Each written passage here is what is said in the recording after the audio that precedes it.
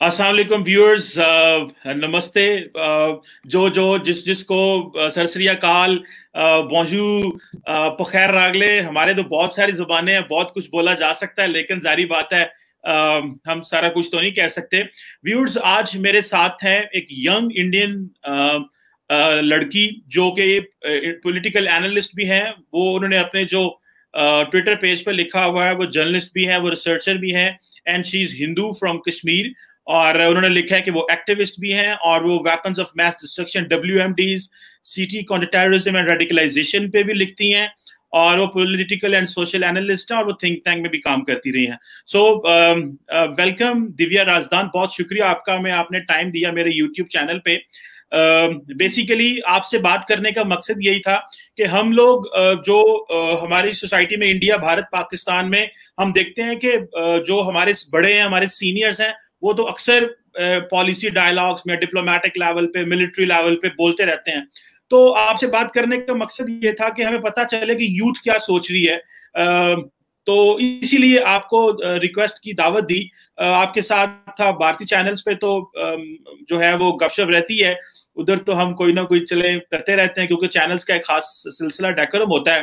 तो दिव्या, पहले तो अपने बारे में बताएं कि आपने जो प्रोफाइल पे लिखा हुआ है कि you are a Kashmiri Hindu, so you were born in Kashmir या आप वहां से माइग्रेट कर गए और यू स्टिल इन कश्मीर? पहले तो मैं आपको नमस्कार कहूंगी और जय श्री राम कहूंगी सभी व्यूअर्स को, चाहे वो पाकिस्तान में हो या भारत में हो। जय श्री राम सबके लिए है, उसमें कोई संप्रदाय विशेष नहीं आता। और दूसरा, थैंक यू, आपने मुझे इनवाइट किया। मेरा एक्चुअली प्रोफाइल आपने अगर ध्यान से पढ़ा हो तो उसमें दो शब्द और हैं, इन एग्जाइल। तो मैं कश्मीरी हिंदू या कश्मीरी पंडित इन एग्जाइल हूँ। और जब मेरे माँ बाप को जेनोसाइड और एक्सोडस के प्रक्रिया से निकाला गया, तो हम जब दिल्ली आए तो मेरा जन्म तो दिल्ली में ही हुआ था, लेकिन फिर भी मैं एग्जाइल में हूँ। और मेरा अगर मातृ मूवी देखी जाए तो वो भारत ही है, लेकिन जो मेरी जो कर्म भूमि है वो मेरी भारत ही है, लेकिन मेरी मातृभूमि अगर देखी जाए तो वो कश्मीर है, जहां पे मैं अभी भी नहीं जा सकती। तो मैं कश्मीरी पंडित इन एग्जाइल हूँ। अच्छा, तो आप क्यों नहीं जा सकते? मतलब वाई, क्यों आपको किसी ने मना किया हुआ है, या जो माजी के हालात बने थे उसकी वजह से नहीं जा सकते, या आप लास्ट टाइम कब कश्मीर गई थी?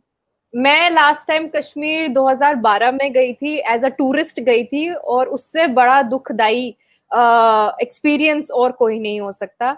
और जहां तक हमारे वापस जाने की बात है, हम तो वहां पे तब वापस जाएंगे ना जब वहां के लोग हमें वेलकम करेंगे, जब वो चाहेंगे कि हम उनके साथ रहें। वो नहीं चाहते हमारे साथ रहना, वो हम वापस जाएंगे, वो हमें फिर मार देंगे। आजकल की धमकियां भी वैसे ही हैं। आपने तो न्यूज में भी रिसेंटली सुना होगा कि जैश के कमांडर्स ने और बाकी टेररिस्ट आउटफिट्स ने ये डिक्लेयर किया है कि जो भी हिंदू कश्मीर में बसना जाएगा उसको RSS का एजेंट समझा जाएगा और उसे मार दिया जाएगा। वही चीजें जो 1990 में हुई, वही चीजें आज भी, स्थिति वैसी की वैसी ही है। तो दिव्या, आप हमारे व्यूअर्स को बताएंगी, और अपने व्यूअर्स की भी जो भारत से आपको देख रहे हैं, आप उनको बताएंगी आपको क्यों नहीं रहने देते वो? एक तो आपने ये बताया कि वो आपको रहने नहीं देते, आपको RSS का, लेट्स से, या किसी भी जमात का कोई रुकन समझा जाता है, तो क्यों करके वो समझते हैं कि आपको नहीं रहना चाहिए? ऐसा उनके दिमाग में क्या सवाल है, या ऐसी क्या लॉजिक है जो आपको अपील की, या आप समझती हैं कि उनकी ये जो लॉजिक है वो गलत है? वो एक्चुअली लॉजिक ना पाकिस्तान से ही आया है, वो पाकिस्तान की ही देन है। बुरा मत मानिए, लेकिन सच यही है कि वो पाकिस्तान से ही बहता हुआ, चलता हुआ, हवा में, फिजाओं में आया। और हमारे जो यंगस्टर्स थे, हमारे जो मुस्लिम ब्रदर्स और सिस्टर्स थे, उनको उन्होंने इंडोक्ट्रेट कर दिया, उन्हें इंटॉक्सिफाई कर दिया इस थॉट से कि हमें इस्लामिक जिहाद करना है, हमें हिंदुओं को निकालना है, हमें तिलकधारियों को निकालना है, हमें जय श्री राम बोलने वालों को निकालना है, भारत माता की जय बोलने वालों को निकालना है, ये जो मंदिर में घंटा बजाते हैं, शिवलिंग पे पानी चढ़ाते हैं, इन शिव भक्तों को बाहर निकालना है। कश्यप ऋषि की जो औलादें हैं, उनको, उन संतानों को कश्मीर से भगाना है, निकालना है। तो उनका तरीका क्या था निकालने का? कि उन्होंने सोचा कि ये तो शब्दों के जाल में फंसेंगे नहीं, और बातों से ये मानेंगे नहीं, क्योंकि ये एक इकलौती ऐसी ब्रेव कौम है जो 700 साल के इस्लामिक इन्वेजन के बाद भी कश्मीरी हिंदू ही ऐसे लोग थे जो कन्वर्ट नहीं हुए, मर गए लेकिन कन्वर्ट नहीं हुए, और उन्होंने अपना जन्नू देना समझा, उन्होंने अपने आप को मरवाना समझा, लेकिन कन्वर्ट नहीं हुए। अंततः 11 फैमिलीज जो हमारी बची उनमें से हम बचे, और फिर भी उन्होंने सोचा कि अब इनका नरसंहार होना चाहिए। तो जो 1990 में जेनोसाइड हुआ उसकी पृष्ठभूमि पाकिस्तान ने ही रखी, पहली बात ये। दूसरी बात मैं आपको कहना चाहूंगी कि ये इन्होंने करा कैसे। AK-47 तो जमीन से उगती नहीं है, सॉइल मैन्युफैक्चर नहीं करती, उसको कोई तो इंसान ही मैन्युफैक्चर करता है। और हमारे जो पड़ोसी मुल्क हैं भारत के, पाकिस्तान, उन्होंने काफी मदद करी। इनफैक्ट मैं कहूंगी कि वहीं से मदद आई। तो AK-47 हमारे यंगस्टर्स को, हमारे कश्मीरी मुस्लिम ब्रदर्स सिस्टर्स को दी गई। उन्होंने AK-47 से, उन्होंने चाकू छुरियों से कितने लोगों का नरसंहार किया, कितने लोगों को फांसी पे चढ़ा दिया। मस्जिदों के बाहर डिस्प्ले पे रखते थे, घंटों घंटों लाशें रखे थे, और उनपे लोगों को बोलते थे कि इन्हें मारिए, इन्हें काटिए, और उनको ऐसे ही रखते थे ताकि लोगों के अंदर दहशत फैल जाए और लोग छोड़कर चले जाए। हमने कश्मीर को इसलिए छोड़ा ताकि हम जिंदा रह सके और बता सके कि हमने कन्वर्ट नहीं होना है, हम जिंदा रहेंगे, हम दूर रहेंगे अपनी मातृभूमि से, लेकिन कन्वर्ट नहीं होंगे और अपना ईमान नहीं छोड़ेंगे। तो इसीलिए हम कश्मीर से निकले। जी देविया, आपने अपना तो बताया कि आपको, पहली बात है कि आप समझते हैं कि इन वजूहात की बिना पे आपको निकाला गया या आप निकली। आपको ये पता है कि वो क्या सोचते हैं? एक तो है कि जी आप को इन क्योंकि आप हिंदू हैं तो वो निकाला। ये आप क्या समझते हैं कि वो क्यों आपके साथ नहीं रहना चाहता? क्या वो ये समझते हैं कि क्योंकि हिंदुओं ने एक मुसलमानों की टेरिटरी पे कब्जा किया हुआ है? क्या आप समझते हैं कि जो AK-47 का इस्तेमाल कश्मीरियों को करना पड़ा वो इसलिए करना पड़ा क्योंकि आप जो आपकी भारतीय फौज थी उनके वो उन्होंने मुजालम किए, उनके ऊपर जो जंग मुसल्लत की, और जब किसी की टेरिटरी पे कब्जा कर लिया जाए, जब किसी के घर में एंटर हो दिया जाए और वहां पे एक भारी फोर्स लगानी पड़ी, और आपने कहा कि डेड बॉडीज और घर जलाए गए, वो तो हम इत्तेफाक ऐसा है कि अभी अगले दिन भी मैं देख रहा था कि वहां पे इंडियन आर्मी ने घर भी जलाए हुए थे, डेड बॉडीज भी पड़ी होती हैं, और जो पुलिस और फौज करती है, और जिस तरह नाके और कर्फ्यू लगे हैं, कम्युनिकेशन ब्लैकआउट है, तो ये तो काम हुकूमत इस तरह के कर सकती है, सरकार इस तरह की ताकत इस्तेमाल कर सकती है। AK-47 जो है वो बामुकाबला एक रियासत, भारत की रियासत के मुकाबले में तो खड़ी नहीं हो सकती। और वैसे भी अभी तो चलो बाढ़ लग गई है, पहले तो कोई बाढ़ नहीं थी, अभी तो आपको रहने की कोई मुश्किल नहीं होनी चाहिए। अभी तो AK-47 नहीं आती, अभी तो आपने LOC के ऊपर देखा किस तरह करके जो है वो इंडिया ने बाढ़ लगाई। आपको अपना दुख तो पता है, आप इस दुख को कैसे महसूस करेंगी कश्मीरियों के कि अगर किसी की टेरिटरी पे कब्जा किया जाए और उसको जो है मजबूर किया जाए कि वो इस कॉन्स्टिट्यूशन के मुताबिक रहे जिस तरह वो रहना चाहता है, तो आपके दिल में फीलिंग आती है कश्मीरियों के लिए कि जिस तरह आपको कहा गया निकलो, इसी तरह उनको जबरदस्ती मजबूर किया गया कि नहीं तुमने यहां रहना है और धन के साए में रहना है और मजबूर होकर रहना है और तुमने अपनी मर्जी नहीं कर रही। तो आपको इस तरह की फीलिंग भी कभी आई, या आपको हमेशा ये फीलिंग आई कि नहीं हमें निकाला गया, हमारी लाशें गिराई गई? जो कि मैं समझता हूं लाश तो किसी की भी नहीं गिरनी चाहिए, वो कोई भी हो, किसी मजहब से हो, भले हिंदू हो, मुसलमान हो, सिख हो, ईसाई हो, लेकिन आप अपना दर्द क्यों महसूस करते हैं? आप इतने सालों से, मैं सवाल भी कर रहा हूं और थोड़ी आपकी रिस्पॉन्स भी दे रहा हूं ताकि व्यूअर्स को एक बैलेंस विजन भी पता चला जाए कि वो मुसलमान कैसा फील करते होंगे जिनके ऊपर एक देश ने 72 साल से जो है वो कोर्जन की हुई है। और अभी तो दिव्या आप मानेंगी कि वहां पे कम्युनिकेशन ब्लैकआउट तो है ही है, वहां पे गवर्नर रूल लगा हुआ है, वहां पे तो वहां के लोगों की हुकूमत भी नहीं है, और सरकार तो दिल्ली से चीजें देख रही है। अभी तो आपके लिए बड़ा अच्छा मौका है, अभी चली जाएं आप। पहले दो चीजें मैं आपको क्लियर कर देती हूँ। पहली चीज कि हिंदू मेजॉरिटी स्टेट से आज कश्मीर मुस्लिम मेजॉरिटी स्टेट बन गया। इनफैक्ट मैं कहूंगी कि सिर्फ कश्मीर वैली में ही 1% से भी कम हिंदू रहते हैं। तो आप लगा लीजिए कि टोटल इस्लामिसाइजेशन ऑफ कश्मीर वैली हो चुका है। और अगर मैं इसको सिंपल सेंटेंस में कहूं तो Kashmir is the first Islamic state of India और इन इंडिया, इंडिपेंडेंट इंडिया में। पहली बात, ये कैसे हुआ? आप कहते हैं कि हम निकल आए, हम निकल नहीं आए, हमें निकाला गया, और बोलकर नहीं निकाला गया, हमें मार कर, हमारा रेप करके, हमारे साथ अत्याचार करके हमें बाहर निकाला गया। अब दूसरा पॉइंट, आप कहते हैं कि भारत सरकार ने टेरिटरी ले ली उनकी और उनको थोप दिया कॉन्स्टिट्यूशन अपना, जबकि वो नहीं चाहते थे। किन की बात कर रहे हैं आप? किन की बात करें? पीओके वाले, आपका हिस्सा, पीओके वाला हिस्से के लोग कह रहे हैं कि हमें भारत सरकार के साथ जाना है। वो इंतजार कर रहे हैं इंडियन आर्मी का आज भी, ताकि वो आए और उन्हें वो तिरंगा फहराने का मौका मिले। उन्हें पाकिस्तान का झंडा नहीं देखना पीओके में।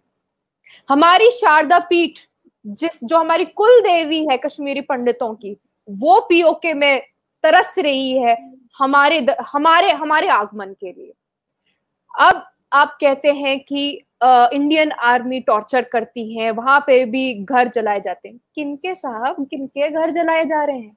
आपके घर के बाहर अगर कोई टेररिस्ट आ जाए, या इमरान खान के प्राइम मिनिस्टर के ऑफिस के बाहर कोई इंसान कोई आ जाए और टेररिस्ट एक्टिविटी करे, आप उसको एक्ट अगेंस्ट स्टेट समझेंगे या नहीं समझेंगे? आप उसको एक एक्ट ऑफ टेररिज्म समझेंगे या नहीं समझेंगे? बिल्कुल समझेंगे। कार्रवाई करेंगे कि नहीं? सो एक लॉ ऑफ द लैंड होता है हर जगह का, कुमार जी। एंड मैं आपको एक चीज बताती हूँ कि हमारी इंडियन आर्मी और हमारी जो गवर्नमेंट, प्रेजेंट गवर्नमेंट है, इससे बेस्ट कश्मीर की स्टेट नहीं हो सकती जो आज है। क्योंकि आज तक इंडियन आर्मी को वो फुल एक्सेस मिला ही नहीं, वो परमिशन मिली ही नहीं कि वो कार्रवाई कर सके। आज हर रोज इन्फिल्ट्रेटर्स मारे जा रहे हैं, हर रोज टेररिस्ट मारे जा रहे हैं, हर रोज उनके जो आशियाने हैं जहां वो छुप कर बैठकर हॉस्टिलिटी क्रिएट करके लोगों के अंदर और इंडियन आर्मी पे अटैक जो करते हैं, उन्हें ध्वस्त किया जा रहा है। तो जो एक्ट ऑफ वॉर करेगा हमारी कंट्री में, हमारी कंट्री के साथ, उसका तो अंजाम यही होगा। गद्दारी की सजा मौत है, जैसे गौरव आर्या कहते हैं। ठीक है, गौरव आर्या, जारी बात है, वो एक बड़े अच्छे डिफेंस एनालिस्ट हैं और भारत की फौज के लिए उनकी बड़ी कुर्बानियां उन्होंने सर्व की है। तो जारी बात है कि फौजी किसी भी फौज का मुल्क का हो, उनकी जो सर्विसेज हैं उनको रिकग्नाइज किया जाना चाहिए, उनको ऑनर किया जाना चाहिए। लेकिन दिव्या राजदान साहिबा, यहाँ पे आपने एक दो बातें की, मैं वो थोड़ी सी उस पर डिस्कस कर लूं, फिर सवाल मजीद अगला करूंगा। आपने बात की इस्लामाइजेशन ऑफ कश्मीर की बात की। मैडम, आप एक जमहूरियत पसंद मुल्क हैं और आप एक सेकुलर मुल्क भी हैं, तो क्या किसी इलाके में इतनी आप सेकुलर हैं? अगर हम सेकुलर मुल्क हैं तो फिर क्या हो गया? हिंदू कहाँ चले गए वैली के? जो मेजॉरिटी हिंदू थी वो तो आ गई, माइनॉरिटी में आ गई। और आप देखिए प्रोपेगेंडा क्या होता है पूरे विश्व में कि भारत माइनॉरिटी पे टॉर्चर करता है, जबकि असलियत अगर हमारी कंट्री में कोई माइनॉरिटी है तो वो कश्मीरी हिंदू है। उनसे बड़ा माइनॉरिटी तो है ही नहीं हमारे देश में। और सबसे ज्यादा जुल्म हमारे पे हुए, किसने किए? वही इस्लामिक, रेडिकल इस्लामिक लोगों ने, जिन्होंने चाहा कि ये भारत का जब विभाजन हुआ था ना 1947 में, एक पाकिस्तान मिल गया था जो पूरा इस्लामिक कंट्री थे, तो उन्होंने चाहा कि हम कुछ लोग पीछे यहाँ रुक जाते ताकि इस भारत को भी इस्लामिक बनाकर छोड़े। तो 2 nations for Muslim only and Hindu got betrayed. Now you tell me where we people stand. Now tell me who got injustice. Now you tell me where are the facts. अच्छा, एक तो मैं थोड़ा सा इसको कर लूं, मैं आपकी तरफ आता हूं कि एक आप इंडियन हिंदूज हैं, आप कश्मीरी हिंदूज हैं, इस पे भी बात होनी चाहिए। ये आप नई टर्मिनोलॉजी जो निकाल रहे हैं, नए नए लेक्सिकॉन्स आप दरियाफ्त कर रही हैं कि आप यकदम इंडियन हिंदू से कश्मीरी हिंदू बन गई। अच्छा, एक मैं इस पे भी बात करता हूं। मैडम, ये मुझे बताएं, आपने इस्लामाइजेशन ऑफ कश्मीर की बात की, बिल्कुल ठीक है, हुआ होगा जी। कश्मीर, वहां पे मुसलमान है ज्यादा, तो एक, और आपको पता है वैसे भी आपने बड़ी अच्छी बात की है, वैसे भी पूरे भारत, अगर पूरे विश्व में देखें तो सबसे ज्यादा मुसलमान इंडोनेशिया के बाद आई गेस इंडिया में ही है, पाकिस्तान में भी उतने नहीं है। बिल्कुल ठीक है, इसमें कोई शक नहीं है, होंगे और हैं, अच्छी बात है। आपने इस्लामाइजेशन ऑफ कश्मीर की बात की दिव्या साहिबा, मुझे ये बताएं, और आपने कहा first Islamic state of India, ये आपके वर्ड है जो मैंने लिखे हैं यहाँ पे। तो मैडम ये बताएं मुझे, तो क्या एक सेकुलर मुल्क जिसका कॉन्स्टिट्यूशन सेकुलर है, क्या वो आजादी नहीं देता लोगों के, वो अपनी मर्जी से रहना चाहते हैं, कास्ट, क्रीड, कलर, किस किस्म की आप रियासत रखना चाहते हैं आप रह सकते हैं। ठीक है, इस वक्त आपने दिल्ली से कश्मीर चला रहे हैं, जरा सुन लीजिएगा मैडम, मैं आपको कभी नहीं टोकता, और मैं जब आप बोलेंगे मैं बिल्कुल भी नहीं बोलूंगा, आप जितना मर्जी बोले, मैं सिर्फ एक पॉइंट ऑफ व्यू दे लूं, फिर आप बोलिएगा। आप ये कहती हैं कि फर्स्ट इस्लाम, देखिए एक डेमोक्रेटिक सेकुलर कंट्री को क्या ये हक नहीं देना चाहिए उन लोगों को कि वो जिस तरह भी रहना चाहते हैं, वो इस्लाम में रहना चाहे, वो हिंदू रहना चाहे, वो सिख रहना चाहे, देना चाहिए ना?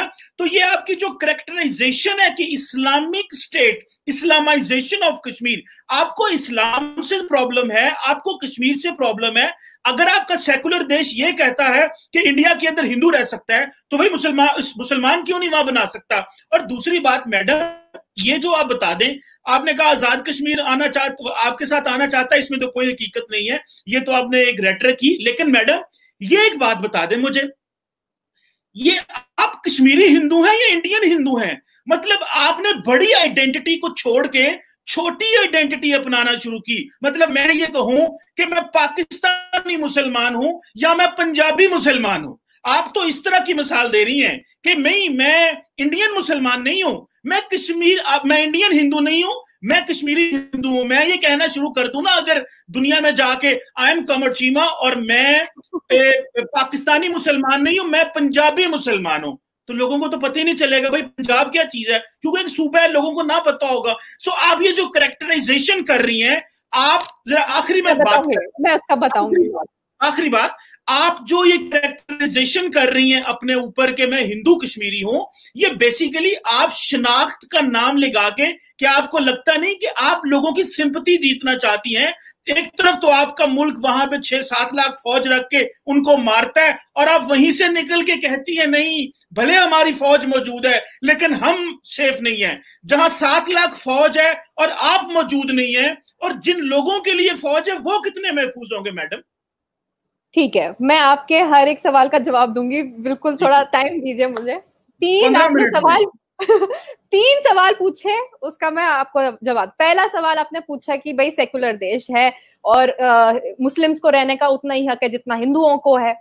मैं आपको पहले बता देती हूँ कि जब पाकिस्तान बना था, इंडिया से ही बना था, आप इस बात को जानते हैं। 1947 14 अगस्त 1947 पाकिस्तान बना। कहां से बना? भारत की भूमि को काट कर ही बना। उस भारत की भूमि को काट के बना जिसका बेसिस था रिलीजन। हमारा जो पार्टीशन हुआ वो रिलीजियस बेसिस पे हुआ। अगर आप देखें तो असलियत में आप भी भारतीय ही हैं। आप पाकिस्तानी बाद में बने, आप पहले भारतीय हैं, और आप मुसलमान भी बाद में बने, पहले आप हिंदू ही हैं। आप माने या ना माने, मैं सिख था, मेरे बड़े बाउस बस, और सिख हिंदू ही है। तो हमने ये जो कैरेक्टराइजेशन आप जो बात कर रहे हो, जो सेकंड क्वेश्चन पूछा मैं उस पर जरूर आऊंगी, पहले फर्स्ट क्वेश्चन को कंप्लीट करूंगी कि सेकुलर वर्ड हमारे प्रीएम्बल में बाद में डाला गया। इंदिरा गांधी ने जब इमरजेंसी लगाई 1970s में, 75 इमरजेंसी जब लगी, तो अगर मैं देखूं 1947 में जब हमारा देश बना था, इंडिया जब बना था, भारत तो सदियों से है, हजारों सालों से है, वो भारत जहां पे जय श्री राम, जो श्री राम की भूमि है, वो तो लाखों वर्षों से है, हजारों वर्षों से है, उनको टच नहीं कर सकता कोई। लेकिन जो इंडिया बना 1947 में, उस इंडिया का जो कॉन्स्टिट्यूशन, जो प्राइमरी कॉन्स्टिट्यूशन, जो प्रीएम्बल था, उसमें सेकुलर वर्ड कहीं नहीं था। क्यों नहीं था? क्योंकि हर किसी को ये पता था कि हमारा जो पार्टीशन हुआ वो रिलीजियस बेसिस पे हुआ। अब इंडिया ने चुना, महात्मा गांधी जी ने भी बोला कि अगर जो मुस्लिम यहाँ रहना चाहते हैं वो बेशक यहाँ रह सकते हैं, हिंदुओं को कॉर्पोरेट करना चाहिए और कॉम्प्रोमाइज करना चाहिए, हिंदुओं को समझना चाहिए। हम हिंदुओं ने भी बोला कि हम तो शांति प्रिय लोग हैं, हमें किसी से कोई दुश्मनी है नहीं, हमें कौन सा रिलीजन के बेसिस पे जिहाद करना है, या हमारा कोई ऐसा ग्रंथ नहीं है जो हमें बोलता हो कि भाई एक ऐसा राष्ट्र बनाना हो जिसमें सिर्फ जय श्री राम बोलना हो। हमने बोला भाई बोलो तुम अल्लाहू अकबर, हमने बोला तुम बोलो सत श्री अकाल, हमने बोला कि तुम्हें क्रिश्चियनिटी का करना है तो करो। हमने तो सबको वेलकम किया, लेकिन हमने सेकुलर वर्ड नहीं लिखा। फिर इमरजेंसी जब इंदिरा गांधी ने लगाई तो उसने सेकुलर सोशलिस्ट डाल दिया। खैर कौन केजीबी एजेंट रहा या कौन सीआईए एजेंट रहा या कौन पाकिस्तान की पृष्ठभूमि रच रहा था उनके स्पाइस के लिए, वो उस पर हम अलग डिबेट कभी करेंगे। लेकिन मेरा ये आपको कहना है कि जब हम अपनी सेकुलरिज्म की बात करते हैं, हमारे सेकुलरिज्म के साथ साथ एक हिंदी वर्ड भी आता है वसुदेव कुटुंबकम। एक्चुअली वसुदेव कुटुंबकम जो है वो सेकुलरिज्म से डिफरेंट है। सेकुलरिज्म इंग्लिश वर्ड है और ये इंपीरियलिस्टिक इंग्लिश लैंग्वेज से सख्त नफरत है मुझे। इसलिए नफरत है क्योंकि इसका जो मतलब है कुछ और होता है और लोग कुछ और अप्लाई करते हैं। जब हिंदू अपनी बात करे तो वो कम्युनल है, जब मुसलमान अपनी बात करे तो वो सेकुलर हो जाता है हमारे देश में। और वेस्टर्न मीडिया और पाकिस्तान मीडिया इसमें नंबर 1 है। जब हिंदू रोए, जब पहाड़गढ़ में साधु संतों को मारा जाए, जब पूरे भारत में चुन चुनकर हिंदुओं को, साधुओं को मारा जाए, तब हिंदू सेकुलर छोड़कर अपनी अगर वो बात करे कि भाई हमारी बात करे, हिंदुओं की बात करे, तो वो कम्युनल हो जाता है।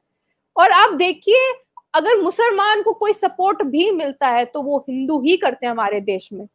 हमारे बॉलीवुड में हिंदू एक्टर्स एक्ट्रेसेस खड़े हो जाते हैं मुस्लिम्स के सपोर्ट में।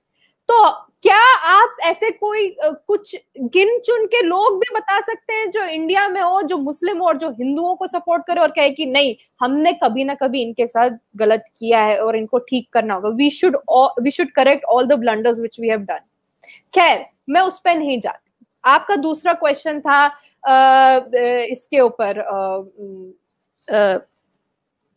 आइडेंटिटी के ऊपर। आपने बोला था कि इंडियन कश्मीर या कश्मीरी हिंदूज। आप देखिए हमारी जो आइडेंटिटी है वो कश्मीरी मुस्लिम्स ने ही बनाई। जब 1990 में स्लोगन्स लगे तो सबसे पहले यही स्लोगन लगे कि बट्टो को लेकर स्लोगन लगे। But is a nick name given to Kashmiri pandits. It's a Kashmiri word, it's a Kashmiri nick name given to Kashmiri pandits. तो पहले नारे तो कश्मीरी पंडितों के लिए निकले, फिर सिखों के लिए आए और फिर eventually it spread out to the larger religious population known as Hindus. तो इसीलिए मैं कश्मीरी हिंदूज की बात करती हूँ, कश्मीरी पंडितों की बात करती हूँ, और मैं इंडियन कश्मीरी हिंदू या इंडियन हिंदू नहीं बोलती, क्योंकि एक्चुअली मैं इंडिया में तो पहले बिलीव नहीं करती, दूसरी बात मैं भारत में बिलीव करती हूँ, और तीसरी बात मैं पहले भारतीय हूँ फिर कश्मीरी हूँ, और फिर पहले भारतीय हूँ फिर हिंदू हूँ और फिर कश्मीरी हूँ। तो आप इसको अगर जोड़ के देखें, आप इसका कोई भी मतलब निकालें, लेकिन मेरे हिसाब से सिर्फ इसका यही मतलब है, जब मैं कश्मीरी हिंदू हूँ तो मैं एक एग्जाइल में जीवन व्यतीत कर रही हूँ, क्योंकि मैं एक जेनोसाइड की पीड़ित हूँ और मेरी कम्युनिटी ने इसको झेला है। इसीलिए ये बार बार रिफ्लेक्ट करना मेरा फर्ज बनता है, क्योंकि बहुत लोगों की मौतें गई, जाने गई, रेप गई। ये एक ट्रिब्यूट है, ये एक तरीका है ताकि लोगों तक पहुंचे ये बात कि हमारे साथ हुआ क्या। तीसरा आपका क्या प्रश्न था चीमा जी, मैं भूल गई, आपने पूछा था आजाद कश्मीर या इस्लामाइजेशन ऑफ कश्मीर की बात की कि इस्लामिक स्टेट, इस पे बात करी थी आप। हाँ, तो इस्लामिक स्टेट की आप बात करें कि इस्लामाइजेशन, मैंने आपको बोला, मैं आपसे सिर्फ ये पूछना चाहती हूँ, क्या कभी किसी हिंदू, क्या कश्मीरी हिंदू ने जाके किसी मुस्लिम को मारा? क्या उसको मस्जिद से निकाला? क्या उसकी मस्जिदें तोड़ी कश्मीर में? क्या उसको रेप, मर्डर या कुछ उसके साथ ऐसा किया कि उसकी पूरी कौम को ये डिसाइड करना पड़ गया कि अब हम कश्मीर में नहीं रह सकते, हमें कश्मीर से जाना चाहिए, हमें या तो पाकिस्तान चले जाना चाहिए या भारत के किसी और भाग में कहीं चला जाना चाहिए? नहीं, कश्मीरी मुस्लिम्स के साथ ऐसा नहीं हुआ। आपने ये भी प्रश्न पूछा कि जो इंडियन आर्मी है, 7 लाख की करीबन फौज वहां है। पहले तो बता दूं, ये 7 लाख का फिगर गलत है, क्योंकि अगर 12-13 लाख की इंडियन आर्मी है और उसमें से 7 लाख अगर कश्मीर में लगाने तो पूरे भारत का क्या हाल होगा। तो 7 लाख का फिगर आपने कहां से निकाला मुझे नहीं पता, लेकिन जितने भी इंडियन आर्मी के लोग हैं, it is one of the most disciplined army in the whole world, and it is not only me saying it, every country knows it, every country, even Pakistan knows it. Why? Kargil के बाद आपने खुद के जवानों की body लेना मना कर दिया था साहब। हमने बाकायदा हर प्रोसेस फॉलो करते हुए उनकी बॉडी सुरक्षित आप तक पहुंचानी चाहिए, और नहीं ली तो यहीं पे दफनाई। आपसे मैं ये प्रश्न अब पूछना चाहती हूँ, आपने मुझसे तो काफी प्रश्न पूछ लिए, लेकिन मैं आपसे पूछना चाहती हूँ, आप ये मानते हैं नहीं कि हमारे साथ, आपके साथ और हमारे साथ गद्दारी अगर शुरू हुई है तो वो ब्रिटिश एरा से शुरू हुई है? नहीं दिव्या राजदान साहबा, ये बताएं कि मतलब ब्रिटिश एरा से किस किस्म की गद्दारी, मतलब किस सेंस में आप बात कर रही हैं? मतलब बिल्कुल, मैं यही चाहती थी आप मुझसे सवाल पूछें। 1857 में जब फर्स्ट इंडिपेंडेंस का जो वॉर हुआ था, जिसमें रानी लक्ष्मीबाई थी, जिसमें काफी लोग थे, और मंगल पांडे की शहादत से वो एक सिलसिला शुरू हुआ था। आपको पता है कि उस वक्त किसने गद्दारी करी थी मुस्लिम कौम में? मुस्लिम कौम को बोला गया था कि आप भी हमारे साथ आइए, क्योंकि आप भी भारतीय हैं, ये आपका भी देश है, आइए हमारे साथ लड़िए। अगर first war of independence 1857 fail हुआ है कहीं पे, because of the betrayal of the Muslims, and why they did it? Because of the fact उस टाइम भी उनके अंदर खिलाफत का कॉन्सेप्ट था, इस्लामिक कॉन्सेप्ट था। वो वहाइज्म, वहां पे तो चलो वहाइज्म थोड़ा लेट आया, लेकिन उसकी पृष्ठभूमि 1857 से रची गई और रखी गई, और लोगों के दिमाग में ये इंटॉक्सिफाई किया गया उनको कि आप मुस्लिम हैं, बाद में आपका देश हो सकता है। इनफैक्ट अगर मैं कुरान को देखूं, मैंने जितनी कुरान पढ़ी है, मैंने जितना इस्लाम को नोटिस किया है, वो तो किसी देश में मानता ही नहीं है, वो तो किसी देश में मानता ही नहीं है। अगर आप असल मुसलमान हैं तो आप किसी देश के हैं ही नहीं। एक उम्मा है जिसके मुताबिक आपको चलना है। एक ला इलाहा इल्लल्लाह का जो कॉन्सेप्ट है, मेरे से तो बेहतर आप ही बता सकते हैं, लेकिन मैं भी बता सकती हूँ क्योंकि मैंने सहा है उसके नाम पे। जी दिव्या राजदान साहिबा, आपने जारी बात है बहुत सारे पॉइंट्स रेज किए हैं, और आपकी पॉइंट्स में जारी बात है कुइयों में वजन भी है। तो अभी जो आपने 1857 की, मेरा ख्याल है, वॉर ऑफ इंडिपेंडेंस की बात कर रही थी कि मुसलमानों ने वहां पे क्यों गद्दारी कहां से शुरू हुई, तो आप क्या 1857 से ही मुसलमानों के खिलाफ हैं? मतलब या तब से ही आपको मुसलमानों से मसला है? इतना पुराना मसला चला आ रहा है भारतीयों को और हमारे हिंदू भाइयों बहनों को, कि वो उस अभी इससे पीछे नहीं जा सकता है वैसे तो, क्योंकि मुसलमानों ने 1000 साल हुकूमत की है, दर्दें बहुत पुरानी हैं। मैं समझ सकता हूं इन दर्दों को कि जो मुसलमानों ने यहाँ पे जो रूल किया है, उसकी दर्द तो भारत के लोगों से नहीं जा रही। मैं तो समझता हूं कि दिव्या राजदान इंडिया का मुस्तकबिल है, आप इंडिया का फ्यूचर है, क्योंकि आपने आगे पॉलिसी मेकिंग में, डिसीजन मेकिंग में आपने बहुत सारी चीजों में आना है। तो दिव्या राजदान साहबा, अगर आप इसी लेंस से सोचेंगी कि हाँ भाई 1000 साल पहले मुसलमानों ने हुकूमत की, ब्रिटिश राज में इन्होंने जंग आजादी करने की कोशिश की, मुसलमानों ने फसाद करने की कोशिश की, खिलाफत बनाने की कोशिश की, तो इस तरह तो नहीं गुजारा हो पाएगा मैडम। आपको मेरा ख्याल है जिस लेंस का इस्तेमाल करना चाहिए, मैं गलत हो सकता हूं, आप समझदार हैं, पढ़ी लिखी हैं, जिस लेंस का मैं चाहता हूं कि आप इस्तेमाल करें, शायद जो आपके लिए और आपके मुल्क के लिए अच्छा होगा, वो वही लेंस है जो आपके कॉन्स्टिट्यूशन, भारत का कॉन्स्टिट्यूशन उसे देता है। और वो कोएग्जिस्टेंस है, वो प्लूरलिज्म है, वो लिविंग टुगेदर है। उसमें सवालिया जवाब और क्वेश्चन और मार्क करना कि ये मुसलमान है, कश्मीर एक इस्लामिक स्टेट है। अगर मुसलमान कहें कि जी हिंदू इस्लामिक स्टेट बनाना चाह रहे हैं तो आपको बुरा लगेगा, लेकिन कश्मीरियों के बारे में आपने कहना शुरू कर दिया वो इस्लामिक स्टेट है। और मैडम जो आपने बात की ना, उससे पहले थोड़ी देर मैंने कुछ पॉइंट्स लिखे थे, ये काइंडली थोड़ा सा आपसे रिक्वेस्ट ये है कि जरा ब्रॉडर फ्रेमवर्क में इंडिया को सोचें। इंडिया बहुत बड़ा है। अगर आप इंडिया को सोचेंगे सिर्फ कि मैं कश्मीरी हिंदू हूं और भारतीय हिंदू नहीं हूं, तो फिर गुजारे नहीं होंगे। ये हो सकता है आपको दिल्ली में, मुंबई में, आप गलत कह रहे हैं। मैं थोड़ा sorry to interrupt in between. मैं भारतीय हिंदू ही हूं और हमेशा भारतीय हिंदू रहूंगी। ये आपको समझाने के लिए मैंने बोला कि मैं कश्मीरी हिंदू इसलिए हूं क्योंकि मेरे साथ, मेरी कौम के साथ एक जेनोसाइड हुआ, हमारा एक्सोडस हुआ। ये सिर्फ उस चीज को इंडिकेट करने के लिए मैंने इस्तेमाल किया है ये जो एक फ्रेज है। अदरवाइज मैं भारतीय ही हूं और हमेशा ही रहूंगी। चलें, अच्छा किया आपने बता दिया कि आपने जो एग्जाइल लिखा हुआ है उसको थोड़ा फिर चेंज कर लीजिएगा शो के बाद, क्योंकि आप अब समझती हैं। मैं तो एग्जाइल में ही हूँ। देखिए, ये एग्जाइल जो है ये सचमुच में है, क्योंकि मेरी जो शारदा पीठ है ना वो आपने कब्जे में कर रखी है।